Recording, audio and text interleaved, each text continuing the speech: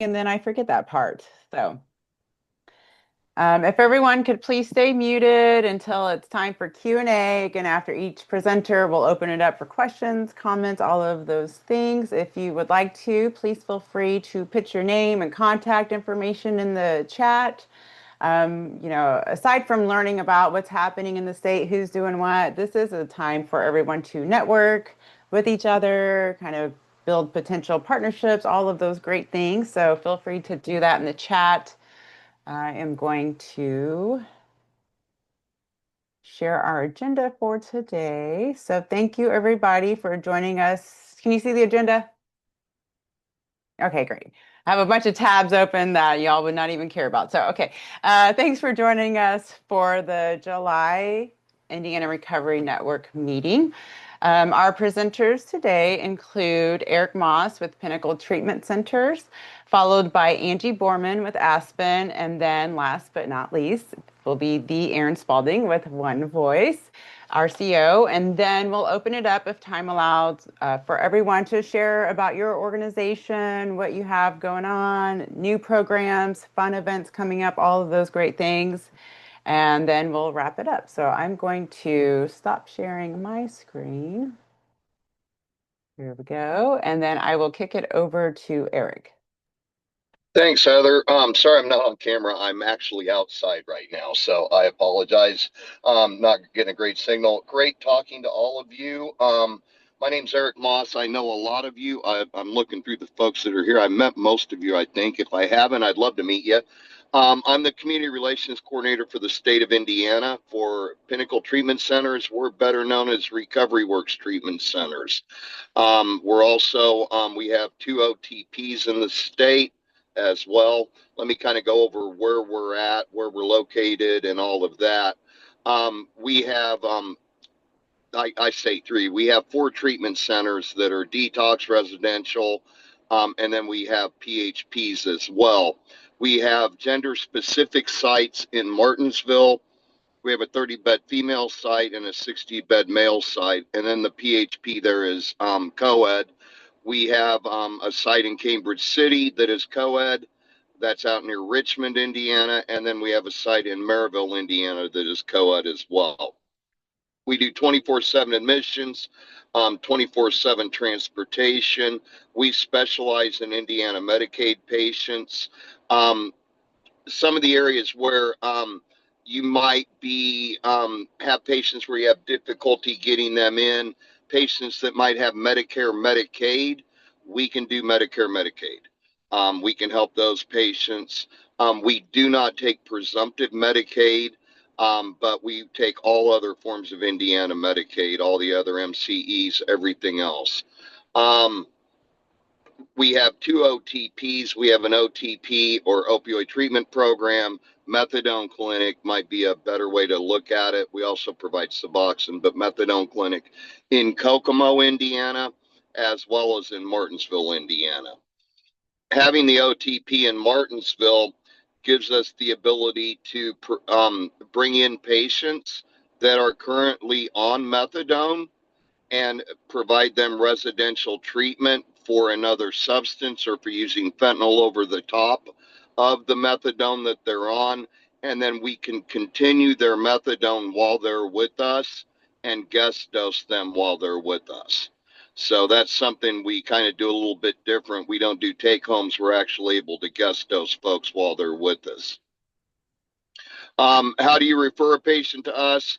I will put my name and phone number in the chat when we get done talking.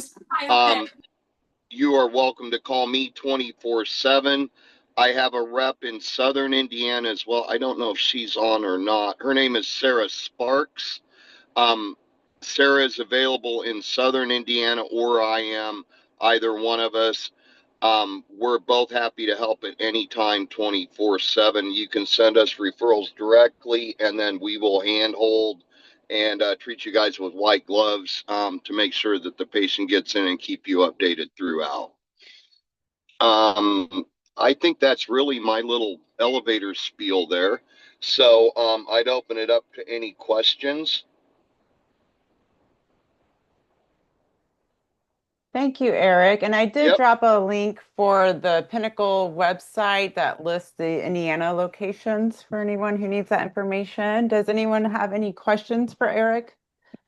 Eric, do you provide transportation to pick Yes, we up? do. Yes, we do.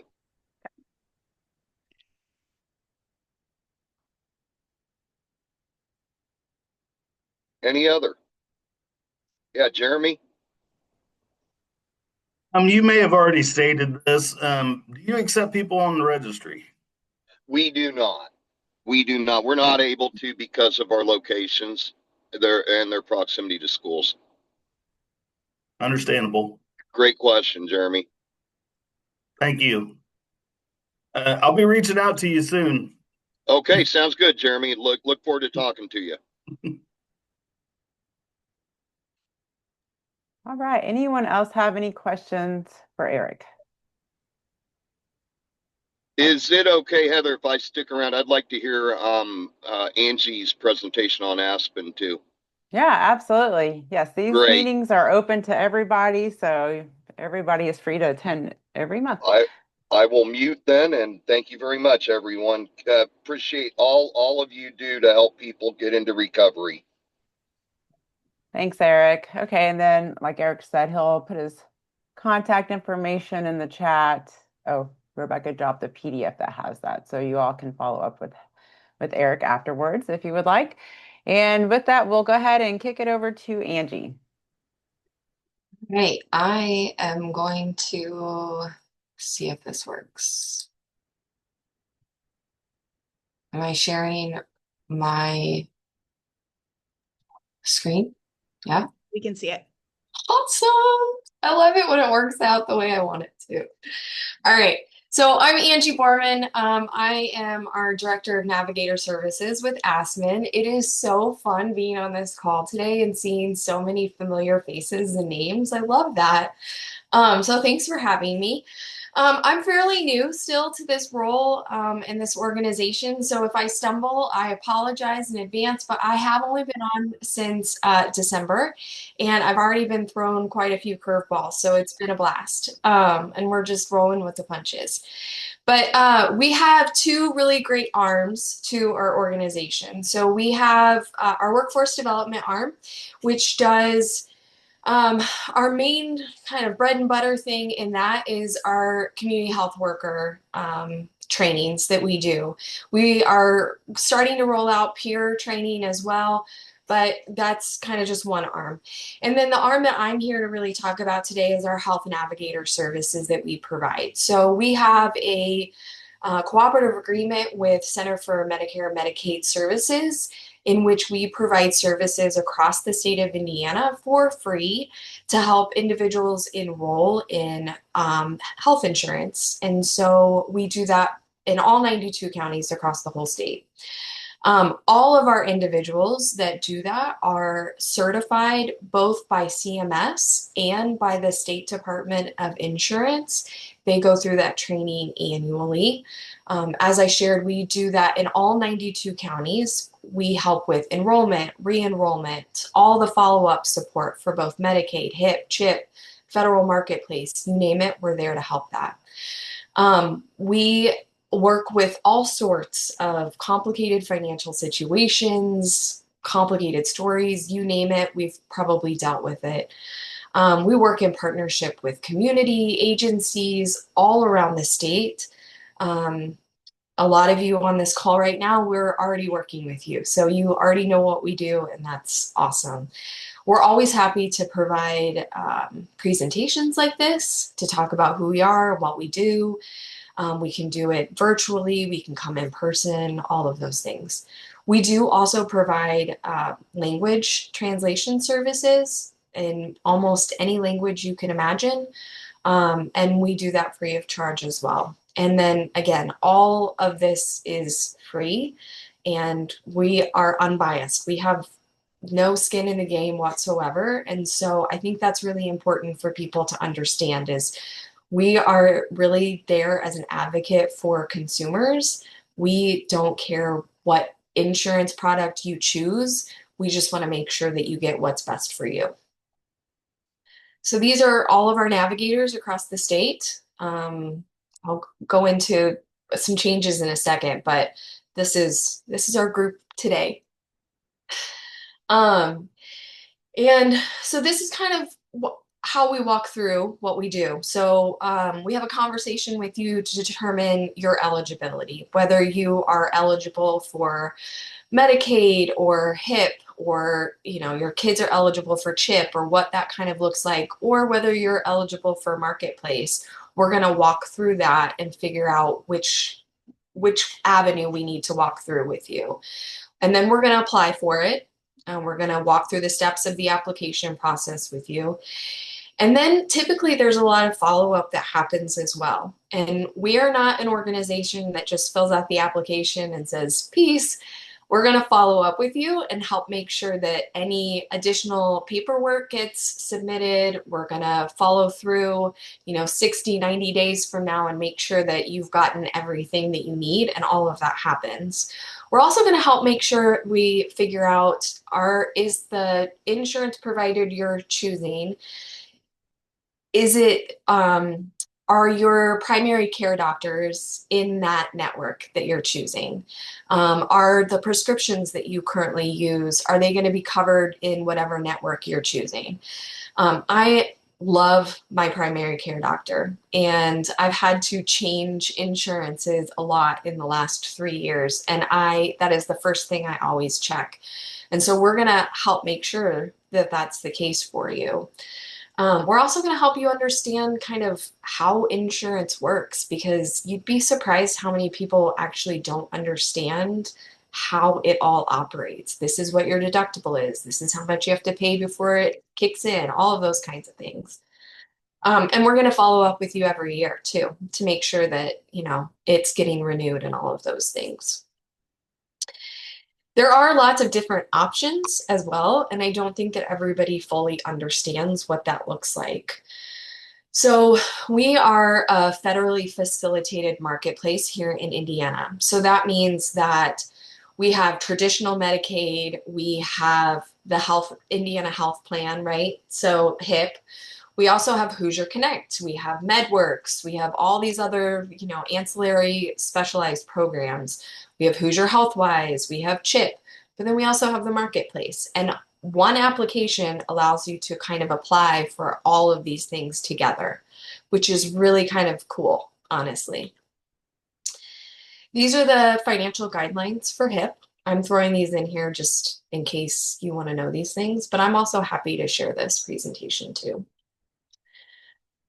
These are it for Hoosier HealthWise. These are for pregnant moms and our kiddos. And then this is marketplace information. These are for incomes between 100 and 400% of federal poverty line. This is when you're not eligible for Medicare, Medicaid, or HIP, CHIP.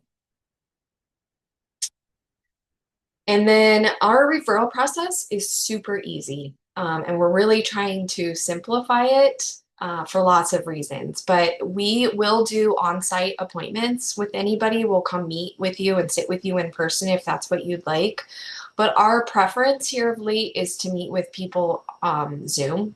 It's kind of just the easiest to do. We can do screen share, we can show you all the things, and it's the easiest. And so the way to get that signed up is through our website, aspenhealthnavigator.org. We have an online referral form that you can fill out. You'll see here, it's just in this appointment request spot on our website. You just have to fill out or you can fill it out for your consumer, or they can fill it out for themselves. But it's really just name, address, some basic information. The stars are really the only information we really have to have. And that just helps us kind of steer a navigator to the right person. The additional information box is information for us to be able to, for example, we get a lot of referrals. We work very closely with county jails. So if you're a county jail and you're filling this out for somebody, we would ask our county jails to put in that additional information, that which county jail they're in and they're coming from, so that we know that that's a direct referral from one of our counties. We would ask the same thing of any of you guys as a partner, to just say, hey, this is a direct referral from Jeremy Spencer, right? Because that's who you're sending it from. And then we know that that's a partnership that we've already created. We know that, we know all the information and all those things. So that's kind of a spot for additional information for partners to share. Hey, I'm sending this referral over. This is kind of all the background information. And we know that kind of behind the scenes. It's also a great place to share, we've started the application, or I've been denied already, or, all of those things. So we know going in prepared, this is all the stuff that we need to do. So this is all my contact information. In addition to all of this, I'm also going to share with you, like many other nonprofits across Indiana and the United States, we've also had some funding loss. And so we are getting ready to have a reduction in staff as well.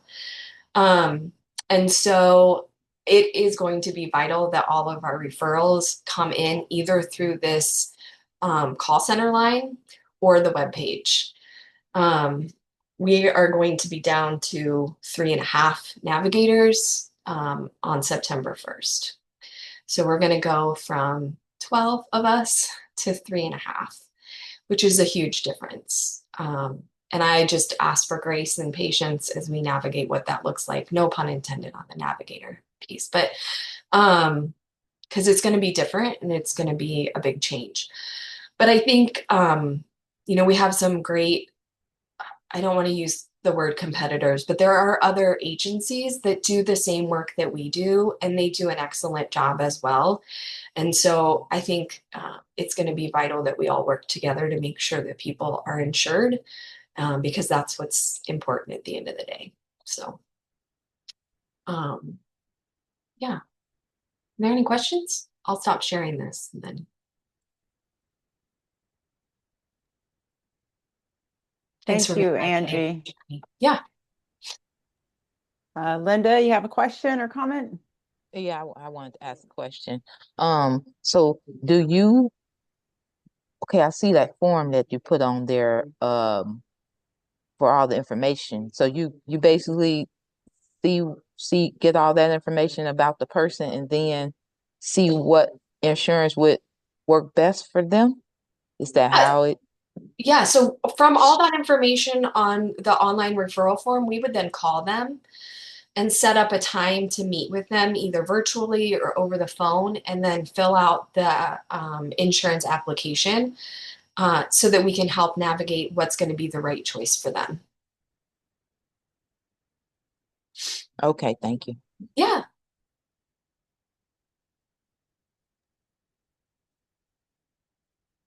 All right. Anybody else have any questions? Looks like we have one in the chat from Jacob.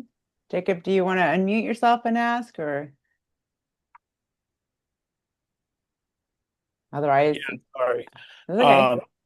Would I be able to share those slides directly with our Oxford House membership's leadership across the state so that they can share directly with the members that they're working with when they move in? Yeah, for sure. Okay, cool. Yeah. I'll send it to Heather and Rebecca. Yep, we're happy to pass those along. And then Nikki has a question. Yes. So I was just wondering, how does it work for folks who are currently incarcerated? Are they allowed to sign up for benefits, or is it something they have to wait to do until they're released? Yeah. So all of the jails that we currently work with, we sign folks up about 30 days prior to their release. And then when they're released, there's what we switch it on. It's so they can't access any of the services until they're released. So we go ahead and fill out the application and get the ball rolling. And then once they're released, we share information with them so they can contact us directly. And then we call FSSA and get it switch their insurance on once they get released. Perfect. Thank you so much. Yeah. And then I guess I have a follow-up question because some other folks might be wondering this. How would somebody who's kind of that liaison between someone who's incarcerated and then Aspen know if you're working with their county jail? Would they just submit like the form and then in the additional information ask that question? Yeah, I can also, when I send you this slides, I can let you know all the county jails that we're currently working with. Perfect. That will be super helpful. Yeah. Thank you. Uh-huh. All right. Anybody else have a question for Angie or comment? I'd like a copy of that information as well, Heather. Yeah, Thank you. for Yeah. sure. We Thank you, will. Angie, as well. Thank you. Yeah, thank you, Angie. It was very clear and understandable, your presentation. Appreciate it. Thank you, Linda. I would just ask then if anyone who would like a copy of that slide to just put it in the chat. And then for Rebecca, you don't mind kind of jotting that down and we'll make sure that the folks who request it receive it. Does that sound good? All right, thank you. Okay. All right. Well, thanks again, Angie, for sharing the information and taking time out of your busy schedule to present to the group. And now we will hand it over to Aaron Spalding. Thank you, Heather. So I see a lot of familiar faces and some new faces. So for those that don't know me, my name is Aaron Spalding. I'm the executive director of One Voice, a recovery community organization in southeastern Indiana. I'm gonna go ahead and share my screen. I have a PowerPoint that I threw together, so don't judge me on that. I've never done a PowerPoint specifically on what I'm going to talk about today, so we kind of threw that together.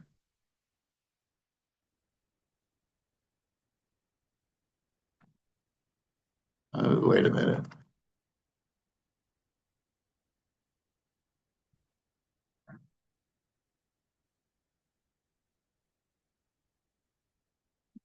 All right, here we go. So I'm going to give a little bit of insight to who One Voice is and what we do. We're the regional recovery hub.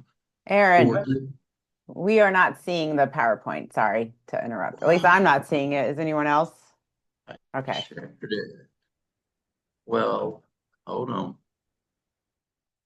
I just love technology, don't we?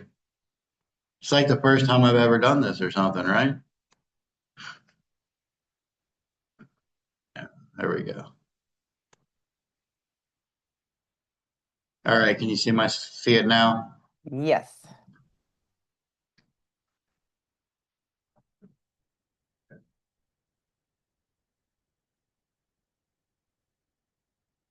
All right. Sorry about that. So One Voice, we're the regional recovery hub for Dearborn, Ripley, Ohio, Decatur, Franklin, Switzerland counties. We currently employ 24 certified peer recovery supports that provides us various services across our region. We currently have one residential recovery home, but we have our second one that's opening at the end of this month. So we'll have a male and a female home that house 12 to 14 residents in each house. And we're also opening up in contracts with another county to put one into another county of ours in the next few months. We provide just services for justice involved populations. Dearborn, Ripley, Decatur, and Switzerland, and we have the IRX program in the Dearborn County Jail. And then a lot of what we do is community based. So we have a drop-in center, recovery community center in Dearborn County. We do a lot of community events and things like that, outreach in the community. And then we have our active recovery program, and that's really what I want to talk about today because it's something different. It's a little bit different. So as the COVID pandemic was starting to take on, and we knew we was going to have some downtime, some of our board members at One Voice, we sat down and figured like, how can we restructure? How can we rebrand? What can we do to better support our individuals in our community? And how can we increase engagement in our community? And at this time, I had a friend of mine that passed away from an overdose. And I grew up with this guy in the neighborhood, and what I realized is as many times as I tried to provide support to him, he just wasn't interested in what the community currently had to offer. He wasn't going to go to a 12-step meeting. He wasn't going to go to an all recovery meeting. He didn't want to come into our drop-in center. And I was like, how can we reach everybody? And it was like, I knew that he would go hiking, or he might go kayaking, or might go bowling. So we started brainstorming a program, and we came up with an active recovery program. And what this is a program that focuses on how to strengthen each individual's connections to the four pillars of recovery: home, health, purpose, and community. And then the approach of how we do that. And we do that over um, focusing on the 8 dimensions of wellness. So each month we have 3 sections to the program. Each month we do a community engagement. So we offer community service projects, things in the community to give back to the community throughout our area. And that might include painting park benches, painting things at the local parks. We've done river cleanups, we've done community cleanups, just different areas where we're all out in the community, we're participating in our community, and giving back to our communities. And then we pair that up with a wellness group discussion that is based on one of the 8 dimensions of wellness. So each month we bring a community provider in. Usually it's a local resource provider that is attached to or can facilitate something on that dimension of wellness that we're focused on that month. So for financial wellness, we've had advisors and financial advisors come in. Social wellness, we've had different mental health agencies and things like that come in. Occupational, we've had employment services. And then we pair that all together with a fun pro-social activity. So go-kart racing, canoeing, kayaking, a day at the park, things of that nature. And it was kind of like, how do you get the services to the participant and the participant to the service providers? Let's just put them all together. So if we bring all these to the same place and we offer these opportunities, how can people advance and grow their own recovery to the way that they want? And we found out like some of the things that we seen from it was real interesting, because I didn't know that more people was looking forward to the community service aspect of this program than anything. Like because they could drive by a park and be like, oh, we painted those benches and we did this. And it was giving that purpose and that fulfillment. It gave people things to look forward to. So this is the different dimensions of wellness if you're unfamiliar with them: emotional, social, physical, environmental, financial, spiritual, occupational, intellectual. So each month we would have a group based on that, and then do an activity that kind of aligns along with it. So like this activity here, it was yoga. It was aligned with our spiritual wellness. We had a yoga provider come in. We had Celebrate Recovery come in and kind of work with it. And again, it just brings that connection and that purpose and that sense of belonging and family all in the same place while you're having fun. I know when I got into recovery, fun was something I didn't know that I'd have anymore. It was, how am I going to do things that I enjoy? What do I like? And what we found through this is like, we'll have a thing at Clifty Falls, one of the local parks in our area. And people may live in that county, but they've never been to that state park. Or we go to a go-kart racing place within 20 miles of our area, but they've never been there. So what you're doing is linking people to activities, not just resources, not just providers, not just support, but activities. Things where for many you find your joy, your fulfillment, your purpose, your passion, things like that that's going to help and assist in them maintaining their recovery. These are some of the pictures of some of the activities that we've done over the years. We went to the state park and picked some invasive plants for the park rangers, painted local park benches, did a river cleanup, as I talked about before. This is some of the literature that we've used in the programming. We try to provide them with pamphlets and educational materials as well, that they can take back with them and learn on their own if they like some additional tips and things on each dimension of wellness. This picture over here was a really cool activity we just did last month or the month previously. So it was on social wellness and communication, and we had everybody sitting across from each other, and one person would talk for 3 minutes while the other person listened. And it had to be with people that you didn't like. I tried to get everybody with someone that you don't usually conversate with.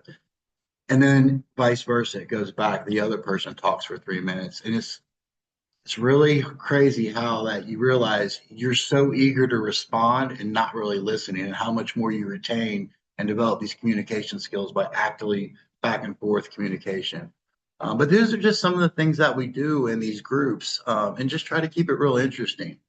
Some of the activities we've done go-kart racing, we've gone hiking, we've rented out the local arcade. And these are all cost-free events for our participants. And that's what we make sure is that we want everybody to be able to come. We don't want anybody that's going to be like, I can't afford this, I can't participate in this. So we work to find a schedule of events over the years or over the year. If we have 8 dimensions of wellness, we have 8 events throughout the year, and we balance them. So one might be a really low cost one where we go to the park. The next one may be a more higher cost one where we limit the number of people that's allowed to attend through signups through our website and things like that. Uh, like I said, it's an 8 month program of the year. We do it February through October. And it's based on a different dimension of wellness each month. The activities are changed each year. We do some of them over and over again. Uh, but the cool part about it is during our open board meetings, we allow people to give feedback and voice into what the next events are. So it's not just like what we like to do. It's everybody has voice at the table that can bring it in here. And we do that through our open board meetings. It's cost free to all participants. And then the funding, that's the question everybody has. How do you afford this? How do you make this work? And it's through various things, through community grants or local LLCs and things like that. We'll have small grants. We'll have organizations sponsor the food. A lot of the places that we do the activity at, we work directly with them. If we have at the Clifty Falls State Park, we work with them and pick invasive weeds. They allow everybody to come into the park for free. So like we work ways to make this happen throughout our program and sustain it. And this is our 5th year we're going on this. Through the first 4 years, we had 1,400 participants that we provided these services to over those 4 years. And I think that's the last slide.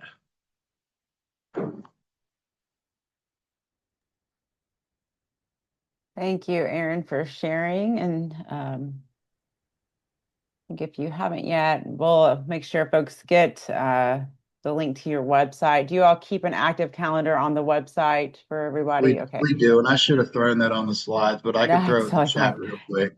All right. Yep. And then I think Rebecca dropped that PDF that has your contact information. If anybody wants to learn more, you all are always doing so many cool things. We try to keep up with it and add it to our events page or a link to your calendar. But y'all are so busy, which is awesome. And so we wanted to invite you to share that because just to show one what it looks like to support recovery in non-traditional manners, right? Activity, being active, building that community is certainly a pathway of recovery. And so thank you for doing that. Does anyone have any questions or feedback for Aaron? Thank you for sharing, Aaron. That was so amazing. Amazing. I was just jotting notes, and it's so out of the box, but you always come up with some great things. It's awesome. Thank you for so much for sharing that. Thank you for the feedback. Thank you. Aaron, thank you. I agree with Sister Linda. That was wonderful. Do your people all have to be through those counties, or can they be from another county to participate? Yeah, they can participate in any of them. We don't like barriers at all whatsoever. Now there is some of them that there's a registration on Eventbrite, and once it's at that limit, we cut it off. And that's just because of the funding purposes. Like for kayaking, it's $40 an individual, things like that. But we also have plenty of them where there's no sign up, no registration needed, and as many people can come and we make it work. Great. Thank you, Aaron, for all you do. Oh, you're welcome. Thank you for feedback. I have a question, Aaron. So for like if it's a kayaking event, if somebody has their own kayak or stand-up paddleboard and they just want to come and hang out, would they need to register? if they're not going to use any of the costs, they have their own kind of tools or materials? No, no, but so where we do our kayaking at, I think they have to pay a dock fee or whatever, because they drive you up the river and drop you off. But they do allow people with their own kayaks. I'm not sure what it is. We've never had that come up yet, but yeah, people can always, and even when it sells out, we have people that will pay on their own to come be part of it and just be part of that active recovering community. Good to know. All right. Thank you. I don't know You're if welcome. anybody else was wondering that, but just thought I'd ask in case. Okay, any other questions or comments for Aaron? All right. Well, thank you for taking time out of your busy schedule to present to the group. We appreciate you and all the work you're doing for all the many counties you cover. So, Thank okay, you. well, we have plenty of time for what we like to call the 1 minute roundup. So, this is your opportunity to share information about your organization, the work you're doing.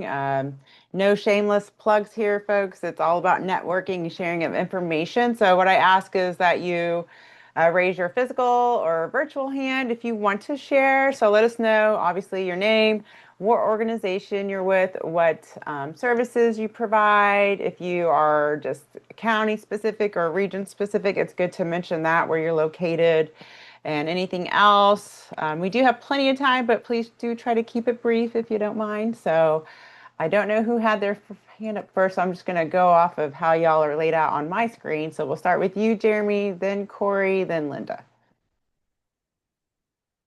Hello, my name is Jeremy Spencer. I'm the Transitional Healthcare Manager for Indiana Forensic Services. I provide oversight and technical assistance to all our IRACS teams across the state. I would love to learn more about your organizations and what you do because we come with a spirit of cooperation and collaboration. And we want to provide resources to our teams so that we can get the people to your resources. So assist us in that by connecting with me and letting me know about what you guys do. Thank you.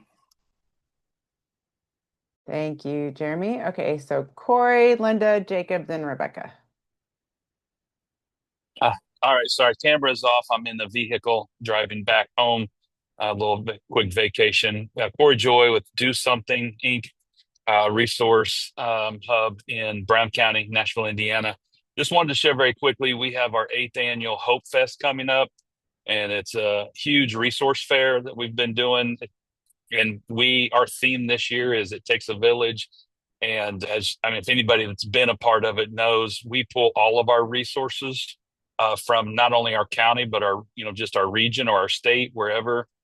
We believe it takes everybody. And so it's our school corporation, it's our law enforcement, it's the library, it's the YMCA, it's I don't know, we had over 40 booths last year, and it's not all just those who are focused specifically to recovery. It's resources to our community. So we would love to have you, Aaron. I think I've talked to you before, and yeah. And so it's August 16th, 4:30 to 6:30 at the Deer Run Park in Nashville, Indiana. And you can just get a hold of me. And we don't charge for the booth or anything like that. It's free. We just ask you to come set up and love on people. It's like a little carnival feel. So we have some that give away food. We have some that give away prizes. They'll do a little game, pull a duck out of the water or something, and basketball shooting. And we have churches involved. It's a really fun day.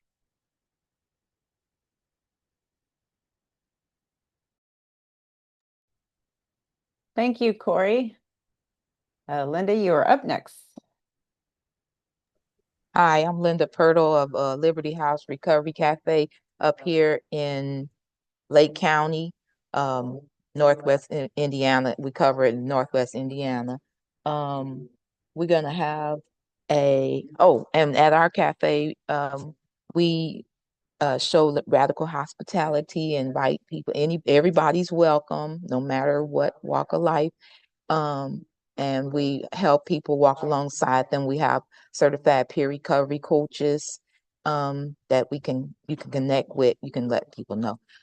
Connect with us, and we do awesome peer recovery circle work. That's our group, the way we walk with people, and we have meals and that we do every time we're open, and we're gonna have a health fair coming up on the 2nd of August. We're gonna connect with some other community partners and do some HIV awareness. And that's gonna be Saturday, August 2nd from 11 a.m. to 2 p.m. Thank you. Thank you, Linda. Good to see you. Okay, Jacob, Rebecca, then Eric. Hey guys, this is Jacob McKinney. I'm the outreach worker for Oxford House here in the state of Indiana. And I wanted to let you guys know that it looks like we'll have a new house opening in the Bloomington area on the 1st, which is awesome. Super excited. Our membership there has been very active in opening houses, and it's been great. We're currently looking for another house in like the Jeffersonville, Clarksville, New Albany area. So hopefully next month I'll be able to share that we'll have one opening there. And then I'm going to put in the chat the flyer for the Oxford House Prom and Evening Under the Stars that's happening on Saturday in Indianapolis at Roberts Park Methodist Church. I think it's from 6 to 9. And just dress your best. And $10 donation is suggested, but it's otherwise a free event. Thanks, guys. Awesome. Thank you, Jacob. Hello, everyone. My name is Rebecca Gorell with the Indiana Recovery Network, Mental Health America of Indiana. And I shared in the chat a few minutes ago that we do host on our website an events page, and we share all of our members' events on that. So if you have any events coming up that you'd like to, have us share on the website, just send me an email and I will make sure that gets on there. And then we also host advocacy trainings. And so we have one coming up at the end of this month, and it's called Using Lived Experience to Advocate for Change. So that'll be on the 30th, and I will post the link to register and the flyer in the chat as well. And if you have any questions, just feel free to shoot me an email. Thanks. Thanks, Rebecca. Eric, go ahead, please. Good to see you guys today, and thank you for the presentation. It's awesome. Love hearing about the events and stuff too, Aaron. I'm with 2-8. We do Summer of Recovery, and we are still rolling here with events around the state, you guys. So thank you so much to everybody who's made it out to some of the ones we've had in the past. We're in Rensselaer and Newcastle, and we're getting ready to be in Noblesville for the first time tomorrow. And we were keeping an eye on the weather because we did have to postpone our recent Jasper event because it was just going to be thunderstorms and no fun. So we pushed that to August 16th. So I'll put that in the chat as well. But yeah, this will be our first time doing a recovery event like this in Hamilton County. Would love to have you guys there. There's still room for vendors. It's a really big, beautiful venue. The Federal Hills Commons is where the event will be tomorrow. It'll be 5:30 to 8. And just want to make sure to keep the word out. And if you are planning to come, if you don't mind just kind of inviting a few people today, we'd love to just fill that place up. So thanks, guys. Thank you, Eric. Good to see you. All right. Anyone else have any information they want to share with the group aloud? All righty. Well, like Rebecca mentioned, if you have any events coming up you'd like us to post on the website, please send those to Rebecca and we'll add that to our events page. Our next meeting is scheduled for August 21st, so 12 to 1 p.m., same Zoom link. If you would like to be added to the agenda to do a presentation for a future meeting, please contact Rebecca and we'll get you added. In the meantime, enjoy the summer, stay safe, everyone, and good to see you all. Thank you.